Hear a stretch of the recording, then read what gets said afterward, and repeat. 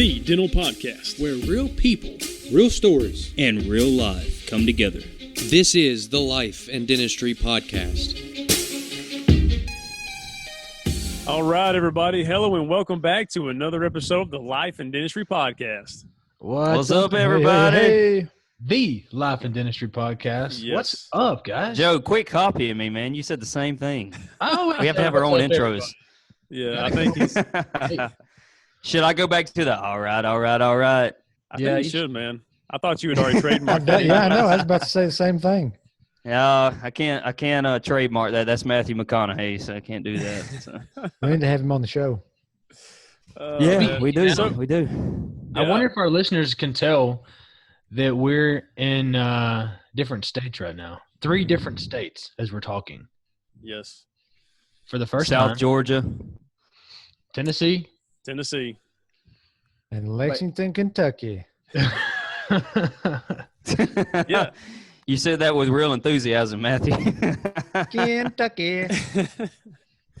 Yeah, this is new. This is new. I'm used to having you guys around the table. Oh, Joe, what are you sipping on? I know, man. I know. It's different. I'm a little lonely over here. No, this is cool. It's me and my fireball. We've been working Moody on would be proud. Moody would be so proud. We've been working on this for a long time because everyone knew it was no secret. We're all moving to different states, and the Life and Dentistry podcast must go on. So this is the first episode. The show must go on. That we have done together, but not together. And we've had some requests from people that want to hear our journey. So we're going to put a little more emphasis on bringing you guys into our life. As new dentists, we're starting private practice, and we want to document our journey for you guys. We had some people want to ask us what our first day in the dental practice was like. So that's kind of the topic for the show today. So you and John Wesley are up. Yeah. Man, I know I had no clue what I was getting into. I can start with that. Like I know you go through 4 years of dental school and you learn so much. You learn so much and you go through so much that you when you graduate, you kind of feel like you do, not that you know it all, but you feel like you know a lot. Know enough. And then you get to your first day in private practice and you realize, nope, I don't know anything.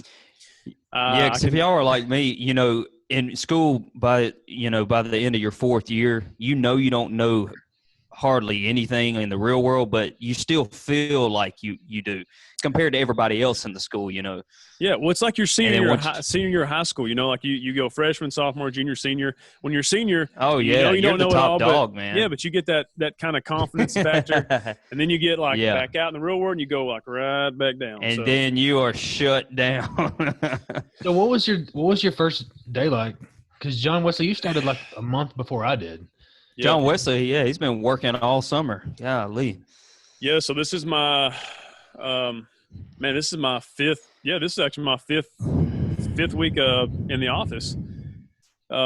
Fourth official. The mic, man. Nobody can hear. That's you. That's not me. That's you. Oh man, but no, this is my fourth full week in the practice. So I tell you what, this is crazy. It's 4 weeks, okay, and we work 4 days a week. So technically, 4, 8, 12, 16 days is what I've technically had in that practice. So it's not that many days, but it feels like a lifetime already with the amount of patients that I've seen through hygiene, with the procedures and all that. So kind of having to think back to my first day is kind of like, it seems like a way, way long time ago. But dude, I was so nervous. I mean, I could not see straight. Did you have like a full schedule that day? No. So so I guess let me back up. So the way it started is I got to the office. I had my license already, but I didn't have malpractice. So obviously I didn't do anything. I was just kind of in the office. I wanted to kind of get in there and just sort of pretty much shadow the doc there. kind of see how he does with checking hygiene, how he does with handling the patients, how he does with different procedures, how do they transition from this to this. I wanted just to try to get myself as accustomed to it as I could, as well as letting the staff get accustomed to just me kind of being there.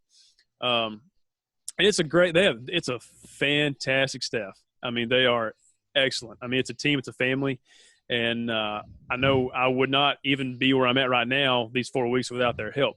But I'm a different guy. I mean, I'm different than what they're used to. You know, I mean, that's with anything. That's what we would all be different. So I knew I wanted to try to get in there and try to get that, you know, familiar feeling about it and let them kind of get the same. So I started that Monday. Okay, this is 5 weeks ago, and we were trying to get my malpractice insurance certified and get all that, you know, set in stone. And once that was done, I seen technically my first patient in hygiene that Thursday of that week. Okay, so I was in the office 3 days, and the Thursday, which is our last day of the week, I seen my first patient. Mm-hmm. And funny little backstory. My mom wound up being my first actual patient at the office. She needed a crown done, and so she was my first. So did that make you more or less nervous? I was actually made more nervous because it's like you always hear you treating family. You know, I'd say so. But my mom was also my first root canal in dental school, so I kind of owe her a lot because she's sort of been like that, for lack of better words, that guinea pig, you know. So she was the first one on that Thursday, and then I maybe checked. It wasn't a whole lot, maybe 4 or 5 people in hygiene, just to kind of learn how to walk in. And that's a whole different ballgame, man. When you walk in, like, you have a limited amount of time with the hygienist and with the patient because they've got a patient waiting. And if they get behind, it's because of you. It's not necessarily because of them. It's because, you know, you've got to keep them on schedule. So walk us through that first hygiene exam. Did you go in there like were you even looking at the teeth, or were you just like in a surreal moment? Like I feel like I had my eyes closed, to be honest. That's how I felt. I was just like walking blind almost. So I walk in, I can't remember it was so blurry that day. I walk in, and technically, like, I guess the way you want to handle it is, you know, you kind of wash your hands, step in, you've got the x-rays kind of pulled up, you know, the hygienist is ready for you to come in. You want to kind of look at the x-rays and start evaluating that as you're kind of talking and all that. Well, I didn't even look at the x-ray. I was just walking in. Yeah. And like, it was so bad. I was so nervous. Like, so the gloves are on the wall. And so, like, as I walk in, I went to like pull the gloves out, and I pulled out like 30 gloves at one time. So like the whole box kind of came out of my hand, and the patient's laid back, like looking up at me, like, just, you know, like thinking, oh my gosh. My God. And so like half of them. Are you the assistant, man? What are you? Yeah, what are you? And so, because I was in my mind just thinking, okay, I've got to make a good first impression. I've got to build that rapport. And so I was nervous, to say the least. So sat down, talked to the patient. You know, we chit chat, and take a look in their mouth. And of course, I didn't look at the X-rays first, so I had to go back, look at the X-rays, and it was fine. You know, the check went well. And I owe that a lot to the hygienists that are there, because they have truly helped me through this process, because I'm like a lost puppy when I walk in there, especially the first week. And they've helped me with just staying on time, staying on task. If I'm missing, the assistants help me. Like, if I'm like going from a patient to patient, the hygienist is ready to check, they're like, hey, you need to go here. And like, if I'm just totally forgot. So I owe them so much right now. I truly do. But I still feel like with hygiene, this is, like I said, my 4th week, I'm a whole lot more comfortable, and you can tell there's a rhythm when you get in there. And when you actually start doing that, you get into a rhythm with just the whole system, the whole staff. Yeah. But I'm still kind of, I feel more confident, more comfortable, but I'm still learning. You know, I'm still trying to get that kind of rhythm set. You know, if that makes sense. Yeah, it does. Did anything happen? Like, have you seen anything like you weren't able to treat, or like you just had to go ask you're like the other doctor for help? Like, oh yeah. So I mean, we talked at the beginning of the show, like how when you're in dental school, you learn so much and you get so much information thrown at you, you think you know it all, and we don't. Well, that's the thing. Like, I've had no telling how many people walk in that just have a toothache or just have something that they feel they won't looked at. And some of it's real simple. Some of it you're like, yeah, there's you're missing half your tooth, we need to fix that. It's kind of easy stuff. And sometimes they're like, it's the top right and all the teeth are fine. There's like occlusal composites in there. No, they're perfect margins. You take a bite wing PA, everything's fine. Like, you know what I'm saying? Like, you don't know what's going on. And I've had several of those where I'm just like, I have no idea. I'm just kind of pulling things out of a hat, trying to think of, different things that could be going on. And to get back to your question about that, so it's for those that don't know, it's me and another doctor right now in the office. So there's two of us, and he's the one that he owns the practice, and he's he obviously knows what he's doing. And so I was kind of worried at the beginning. I was worried at the beginning, sort of. You made it sound like you don't know what you're doing. Well, I do. I mean, I do, but Let's hope your patients don't listen to this.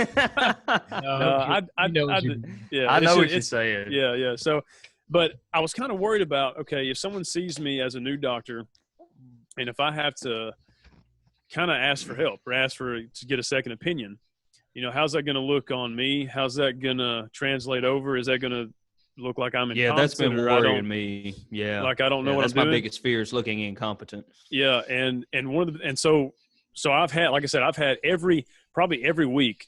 This is no joke. Probably every week I've had at least 2 occasions every week where something like that just came up, and I just didn't know.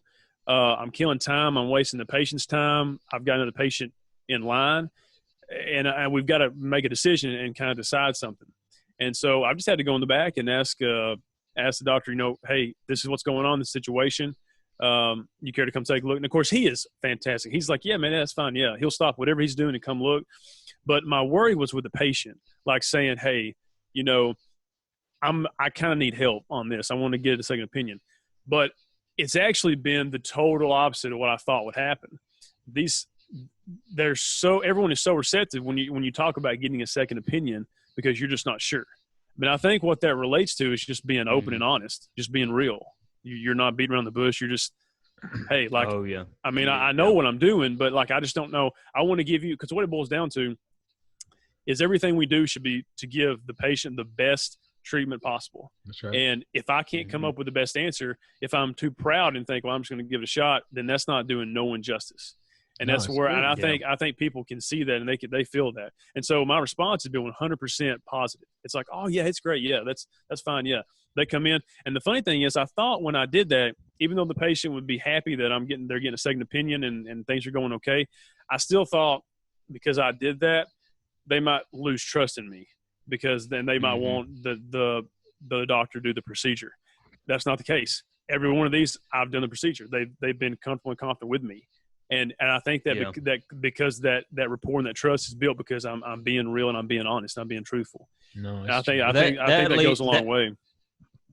That leads me to my next question, which I think a lot of people fresh out of school and are about to graduate have.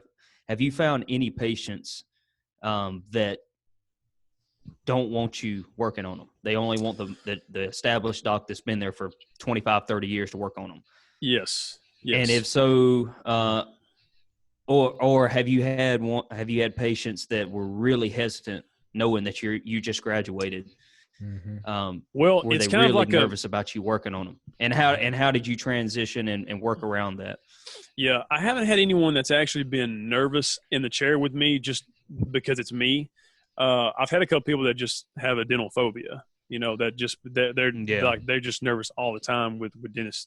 But it's kind of like a filter system at the office. When the patient comes in, like the ladies up front are kind of handling like the filtering when it comes to who's getting who on whose schedule, and they kind of they have that discussion with the patient. So whether they come through hygiene and all that, I guess to answer your question, I haven't really actually had a patient like turn me down, deny me.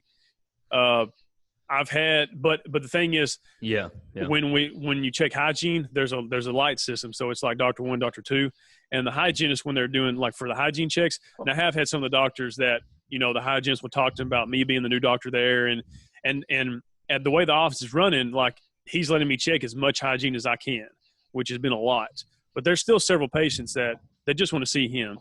And the hygienist kind of fill that out through the hygiene check.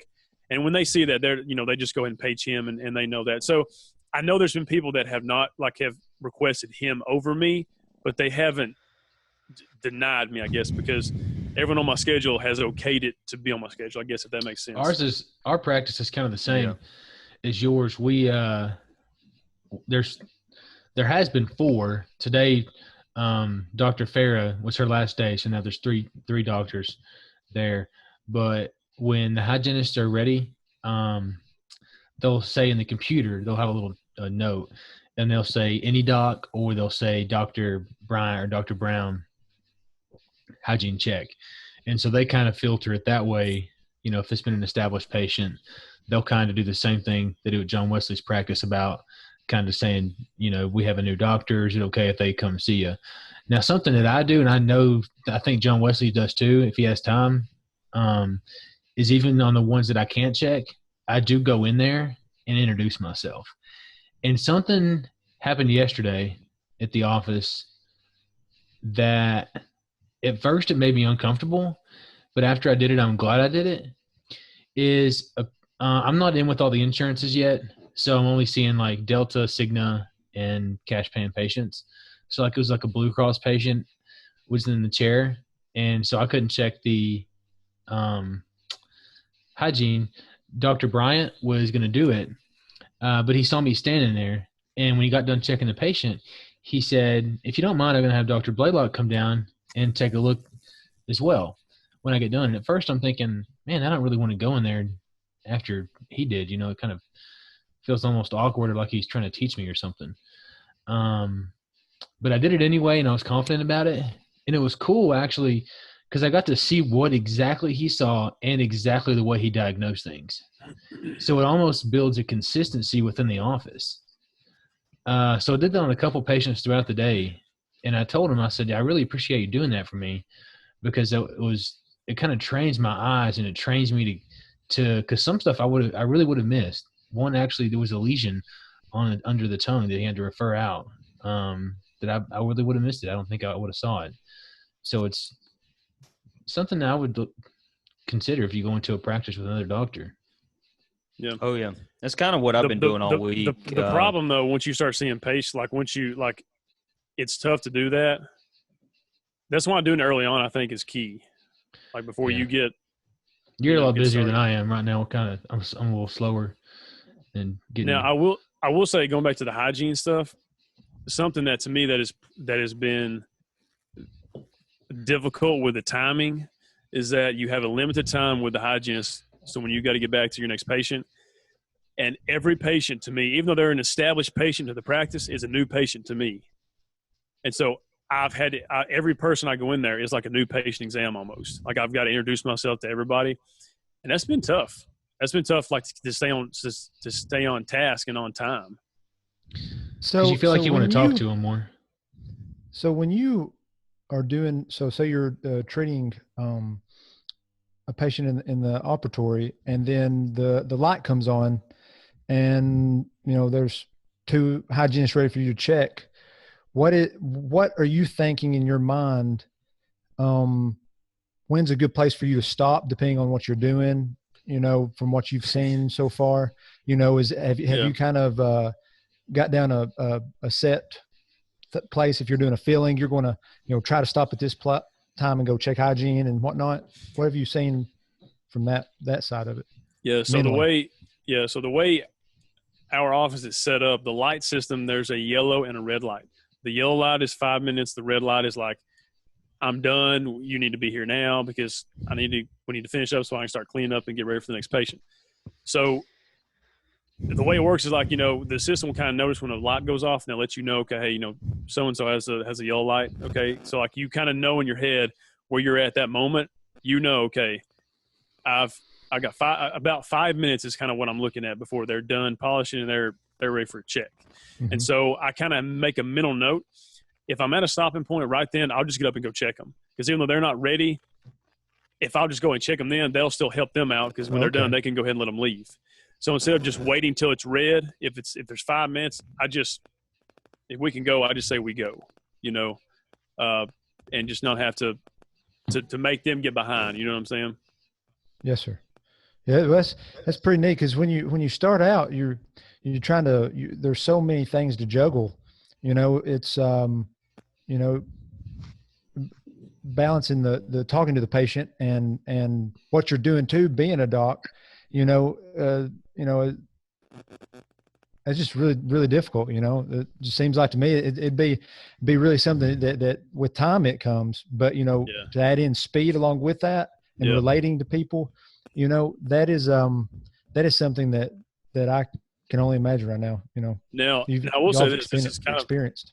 this is actually really embarrassing, but this is life in dentistry, so we might as well talk about it. So, like I said, all these are new patient exams. Okay, so everyone I see is pretty much a new patient unless I just know them personally. Well, so I checked the patient hygiene, and everything went well. We found some restorations we had to do and planned them, and then got them scheduled. Say this on a Monday, and we got them scheduled on like a Thursday for me. And so when Thursday comes around, normally the people that I've seen in the ops for procedures are either someone from like they're either I knew they were going to be there or it's someone else that they had scheduled that I haven't met yet. So a lot of times I'm just used to like just introducing myself to everybody.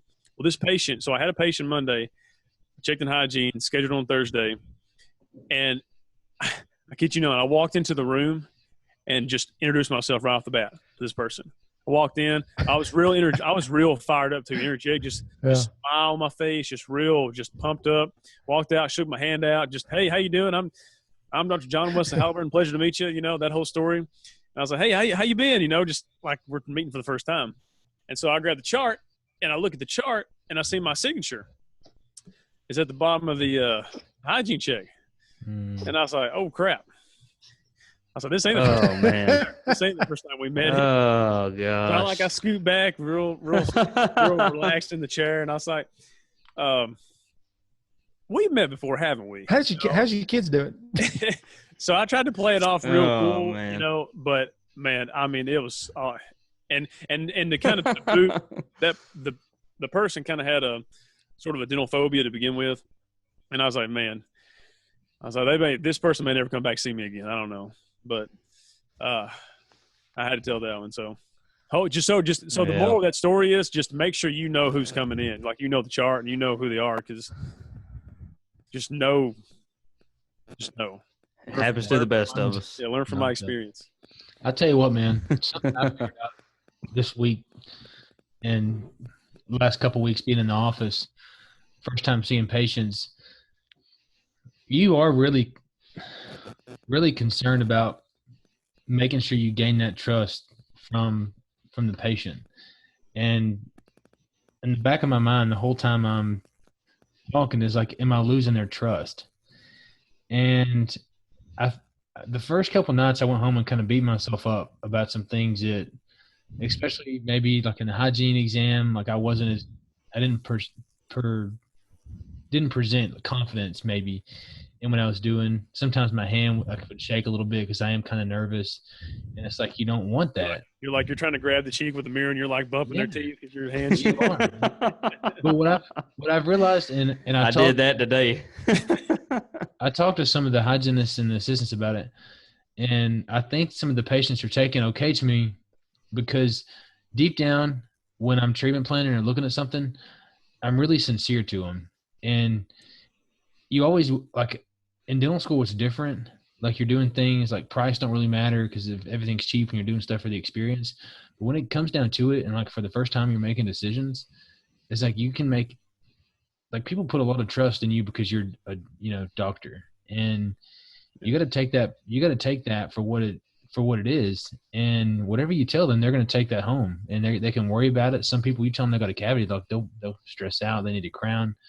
So you got to be careful with your words, but I really am sincere with them.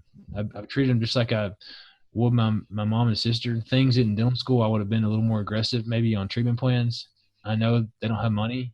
Like they don't have I can't, if you're a 80-year-old lady living by yourself, drawing Social Security, I can't give you 4 implants and two bridges. Like, you can't do that. As much as I would love to do the treatment, and I'm sure they would love to do that also. I think they appreciate my sincerity. Yeah, I hope I can keep that up, not get caught up into, some of the. And I think that says a lot about, about what kind of a person and a doc that you develop into is, finding the plan B or plan C that works with the patient, because ultimately we're doing what we're doing for them, and being able to do that if you can present a plan C for a patient that is, they're going to love that treatment and they're going to be happy with it. And you're taking good care of them, you can't ask for any better. They can't ask for any better. And ultimately, when you go home at the end of the day, you've got to know that you've done what's right for the patient, and you took the best care of the patient that you can. Oh yeah, definitely. I agree. I really agree. With that being said, though, I think it's always in our best interest to, regardless of the patient or the circumstances, always tell them the ideal treatment 100%, but follow that up with, we can do this if you can't afford this or that, but 100%, this is what I would, this is the best treatment. Now, if we gotta change this or that, then we can if you can't afford it. But I think we owe that to our patients as well. Yep. And not just assume, Yeah, yeah. And one of the things that I was thinking of when you were talking about confidence and whatnot, a lot of confidence revolves around body language. You speak to your patients more by your body language than you do than actually what you say. So something that, is actually a almost if you want to pre-plan, when you get out of dental school, you've got a little time to get your license, a couple weeks, a month, be thinking about how you can utilize that time wisely to learn about body language or read about, emotional intelligence, because those are the things that help you relate to people. But Definitely. that are very subtle. Definitely. They're very subtle, but they make a world of difference. It makes a huge difference. Probably one of the biggest things I would recommend to somebody that just graduated dental school and is going to go out and practice, like, you've got the clinical skill and the hand skills to get out and get started. I mean, there's so much stuff you can still learn, but you got the foundation. I would build your personal development. Like read some books, do some, try to build that, build those people learning skills. Yeah, exactly. Yeah. And not that you're the people, you may think you have people skills, but I'm saying, learn how to truly communicate. Oh yeah. Yeah. And learn how, in my case, maybe not for everybody, but learn how to listen too. Because a lot of times, I say something and I'm just thinking about how I'm going to respond. But to be a good dentist, I think equally as good as it is to say the right words, it's more important to listen, truly listen to the patient. Mm-hmm. And they know when you're listening, man. They know. Yeah. Yeah. That's good, buddy. I have the same thing. I gotta tell myself to listen and be and genuinely be genuine, because it's easy to tell myself oh yeah, but to get in there and just focus on, you can only be with one person at a time. Focus on that person. They got the nerve to come to the dentist today and sit down in that chair sometime for the first time in many years. And I've seen that a lot this week as I'm seeing new patients. It's like I've not been in 10 years, 15 years, because they're nervous. For them to come and spend the money to come see you, they deserve your undivided attention and, focus on whatever's on their concern is for their teeth. I tell you what, man, that is tough. That is tough when you went op to op in procedures, and in both those ops, nothing's going like you planned. Yeah, it is patient didn't get numb. You're working on 18, 19, and tongue's numb, jaws And numb. you got to come back to that after you see this next patient, but you kind of got to block that out for a little bit. Yeah, their tongue's numb, their jaw's numb, their foot's numb, but that tooth ain't numb for whatever reason. On night, yeah, and so but when you go to hygiene, you got to be like, just you just change, you just cut it all off, and it's just that room. That's the only thing that matters right now, because that, like what you said, Joe, they paid to come see you, and they want, and they deserve that. Just like anyone would. It's really, fear. When I think about that, fear is a lot of ourselves. All right, we got an internet glitch, Brother Whitson. You got to go back and say that again. You're talking about fear. Yep. So when I think of the patient therein sitting in that chair, you got to think of the fear. Am I cutting out again? No, you're good. Scotty just can't control itself. Hey, Scotty, can you hand that down to me real quick? Hey, can you hand that down to me real quick?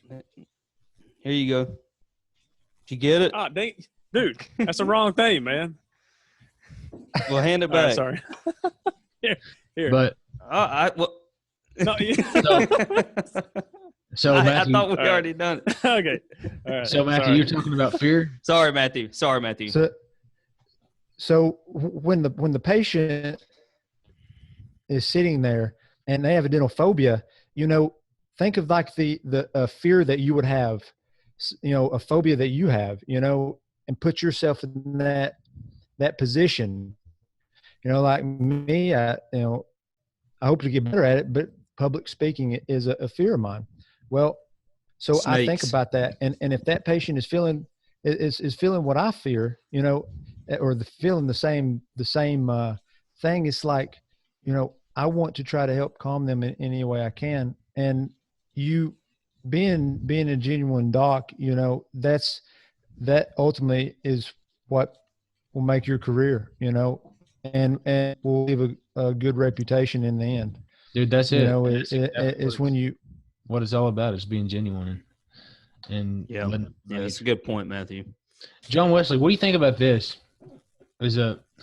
This week, there's like a lot of different systems that they use for like PROS and restorative, like all kinds of stuff that we weren't taught in dental school. And like, I know how to do the procedure and I know how to diagnose from my toolbox, but there's so many other tools out there that we don't know about. But the assistants in the office know all about them, and like they're pretty smart. Like some of our assistants are like could pretty much be a dentist. Like they're really good. And like there's things like today I didn't know how to do a few things with making the denture there. And I had to kind of pretty much rely on them to tell me what to do. But at the same time, like you still want to have that respect as a doctor. Have you gone through that at all? Oh yeah. It's hard. It's a tough. It's like I need them and rely on them, but ultimately, like you still need to. You want that respect. Well, this is my personal philosophy. Okay. Like, we went to dental school. Like, obviously, we went through it and we learned the knowledge and the skills for the hand skills and to be able to do this stuff. But nothing can replace real world experience. Nothing trumps that. That's like the end all be all. That's it, buddy. And I don't think we should. And I'm not saying you think this, but I don't think anyone, even as a doctor or dentist, should ever think, no matter how long they have been practicing or no matter how much they know, if your team is supposed to be a team and your team is supposed to be your family, you always have to have that understanding that like you just don't know everything, even if you may think you do. And so a lot of stuff when it comes to the office, so a lot of the things that I've encountered, dude, this is no lie. I mean, like I said, earlier in the show, I've asked the doc there, probably a couple times a week to come in and check a patient for his second opinion. Every day I've asked the staff there, whether it be an assistant, whether it be a hygienist, or whether it be someone in the front desk. And I'm like, I just don't know. Like, how do we get a prescription printed, or how how do we do that? I know what to prescribe, but how do you do it? What kind of system is it? I had that happen today. All week I've had that happen, and I've just been kind of some of the stuff like training on everything. And some of the products they use are totally different than what I've ever seen. Oh yeah, and that's what I was going to bring up. Is all of the equipment that we use is different. All the tools that we use at the practice are a little different. And then the staff know more about it than I do, Yeah. And then I'd try to be like, I can either just act like I know it because I graduated dental school, or I could just use common sense and just say, hey, I don't know which do I use first? Because this is totally new. I think they respect that more. Yeah. And the way you've got to view it, like it's a job, it's work, but it's a family first and foremost. And if you have that as your foundation, I may be a new dentist, but I mean, it doesn't take a rocket scientist to figure that out. You've got to have that compassion and that understanding that it's a true family, and you just throw all the bull crap out of the way, all the titles. I mean, the staff call me Dr. John Wesley, but I'd never ask him to do that, nor would I ever. I would never correct anyone for not saying that, because that's not what it's about.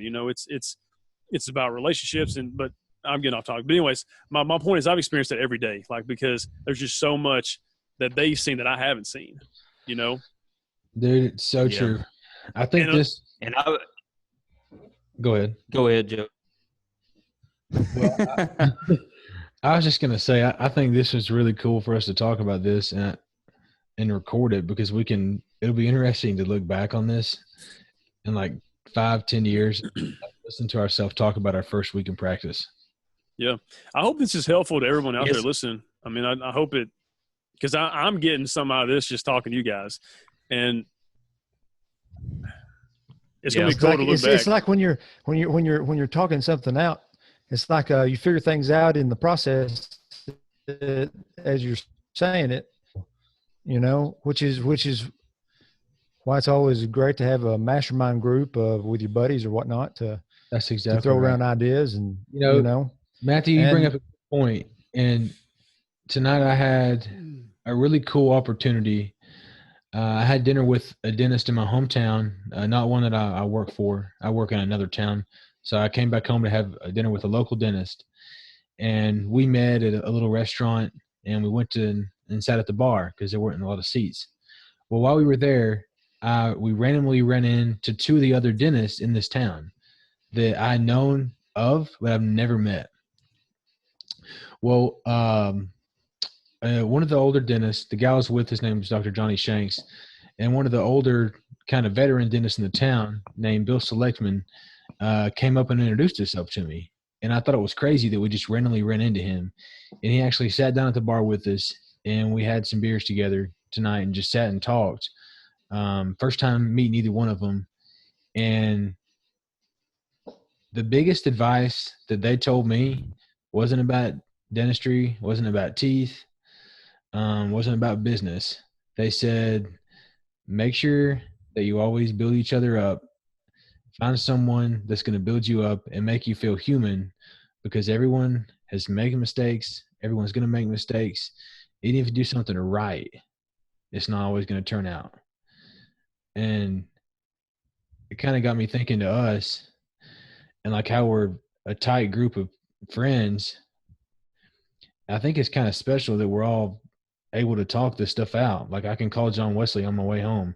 I can text Scotty. I can call Matthew or whatever it is and talk about our day, and vice versa. I hope other dentists out there can do the same thing, because I think we take it for granted sometimes how close knit we are and the benefit this is. Man, dentistry is isolating. It really is. If you're not careful, I can see that already. So. It's like you want to. Have y'all gotten used to calling yourself doctor yet? No, that's been really weird for me. I don't want to. People actually call me doctor. Really? Yeah, I know. And then they're like, hey, I actually had a staff member today. They're like, well, what do you want us to call you, Dr. Scotty, Dr. Blanchard? I'm like, we'll go with Dr. Blanchard unless they're a kid, and then we'll go with Dr. Scotty. So Dr. Natty. Dr. Natty. You know, Natty Daddy, Dr. Natty in all Daddy. seriousness, Natty Daddy. there was a point last week where they asked me. They said, "Dr. Blood, I got a question," and I didn't know the answer, and I was kind of overwhelmed by something, a situation maybe, and I thought to myself, like, I don't feel like I even deserve to be called doctor. Oh, I've been feeling like that all week. Like, I don't. I mean, it's just all of a sudden you go from being in school where, you're just kind of trampled on by, feels like, on all the professors, and you just feel like a peon. And then all of a sudden you're thrust into this big leadership role where everybody's looking to you to make the answers, call the shots. It's a weird, strange feeling. It's a good feeling, but it's weird at the same time, Yeah. I've just never been in that position before because we got so much responsibility, Yeah, I think we'll grow. Well, I hope everyone really enjoyed listening to us talk like this. If there's topics out there that you all want to hear from us, if you want to know certain things, certain situations, let us know. We're more than happy to answer any questions that you have, even talk about it on the show, and relate that to our lives. Yeah, and just something that, just so we touch on this, we've kind of been doing this from an interview standpoint. Like, we'll have someone on the show and we'll do the interview, and I know we talked at the beginning sort of about what this is and how we're going to do this, but we are still going to throw in interviews because we got a lot of people that we've got planned to get on the show. We feel real passionate and real driven about what we're doing for this episode, and like, this is really going to be the foundation of what we want to do. It's just, we're excited about it, and it's going to be a lot of fun. But we do have a lot of interviews planned, so we'll kind of sprinkle those in there. So be looking out for those too, for sure. And but for sure, this has been awesome, guys. I'm glad we got to do this. Thanks again, everyone, for tuning into the episode, because we say this every time, but we could not do what we're doing without you guys listening, giving us feedback, reaching out to us. We love what we do, and we're going to keep doing it until we just can't do it no more. As long as we have one listener, and we'll keep doing it. So, but again, if you haven't done already, be sure to follow us on social media. You can find us on Facebook and Instagram at Life and Dentistry, on Twitter at Life and Dent. Again, just if you need to email us, you can reach out to us, lifeanddentistry@gmail.com. And, be sure to head over to iTunes. If you haven't gave us a review, be sure to do that. We'd love to hear that, because we want to, I think we had someone kind of talk about the sound quality because something was off. We want to know that stuff because we can't really hear that as good as maybe someone else can in the car that they're listening to, or in their phone or something while they're working out. So, be sure to give us a review and let us know what you think, how things are going. But thanks again, guys, for tuning to the show. And with that, we'll catch you next time. Cheers, guys. That was a long-winded ending there. It is, man. We beat that to death. I know, man. We'll have to edit. Hey, Joe Wesley, you beating around the bush on that one. Hey, I thought it sounded good, man. I thought it sounded good. No, I'm just playing with you. It did. Hey, man. I'm actually just playing with you. Dang, I'll just shut up next time. Good night. Have a good night. I'll see y'all later.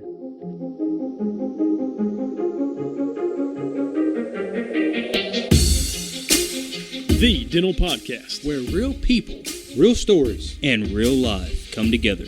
This is the Life and Dentistry Podcast.